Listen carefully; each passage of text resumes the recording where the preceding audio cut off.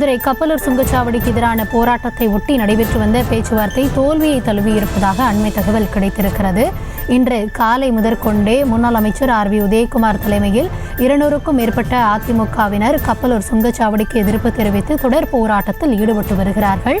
அது குறித்தான அந்த காட்சிகளையும் நாம் தொடர்ந்து பார்த்து வருகிறோம். தற்பொழுது அந்த பேச்சுவார்த்தையானது தோல்வியை தழுவி இருப்பதாக கள தகவல்கள் தெரிவிக்கின்றன. கூடுதல் விவரங்களோடு இணைகிறார் செய்தியாளர் விக்னேஷ்.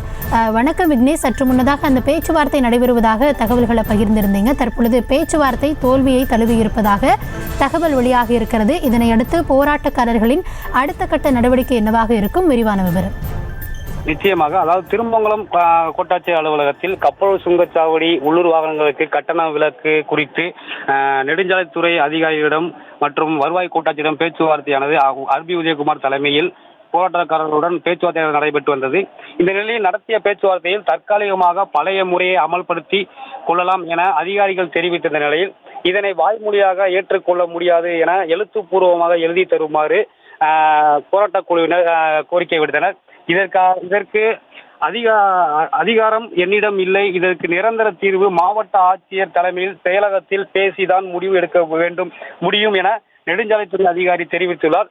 இதற்கு முழுமையான தீர்வு காணும் வரை போராட்டத்தை கைவிடப் போவதில்லை எனவும் முன்னாள் அமைச்சர் உள்பட போராட்டக்காரர்கள் திருமங்கலம் கோட்டாட்சியர் அலுவலக வாசலில் நின்று தரையில் அமர்ந்து கோஷங்கள் எழுப்பியவாறு போராட்டத்தில் ஈடுபட்டு வருகின்றனர்.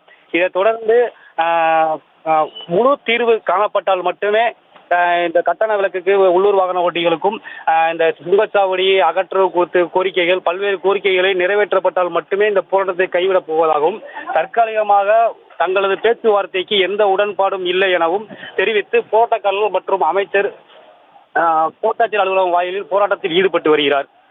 தற்போதைய விவரங்களுக்கு நன்றி விக்னேஷ். செய்திகளை உடனுக்குடனும் துல்லியமாகவும் தெரிந்து கொள்ள சப்ஸ்கிரைப் பண்ணுங்க.